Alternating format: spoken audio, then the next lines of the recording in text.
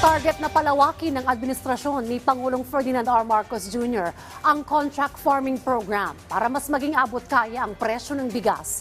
Ayon kay DA Spokesperson Assistant Secretary Arnel de Mesa, nais kasi ng Pangulo na maging posible ang hanggang 29 pesos ang kada kilo ng bigas. Sinimula na ng National Irrigation Administration ang naturang programa kung saan ipinamamahagi ang libreng binhi, mga pataba, patubig at iba pang tulong. Inaasahang makapagbebenta sila ng bigas sa Kadiwa Store sa Luzon, Cebu at Davao pagsapit ng buwan ng Agosto.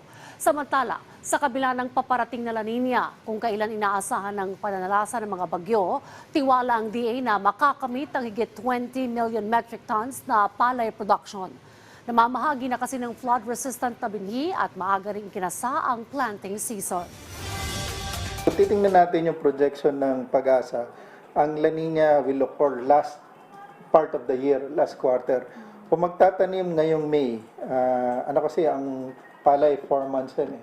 Pag sabihin mo ng June, July, August, September. So kaya pa niyang i-harvest bago magdatingan yung malalakas na bagyo. Kaya ang key rito is mapaaga yung pagtatanim o kaya magtanim ng mga early maturing varieties. Ngayon, actually, ang target ng National Rice Program, nung nagpo-programa sila, 20.8 million metric tons. So, because of the improvement nga sa mga varieties natin at saka yung mga interventions. So, palagay ko papasok pa rin yung losses ng El Nino, La Nina doon sa projection natin. And we can still hit more than 20 million metric tons by the end of the year.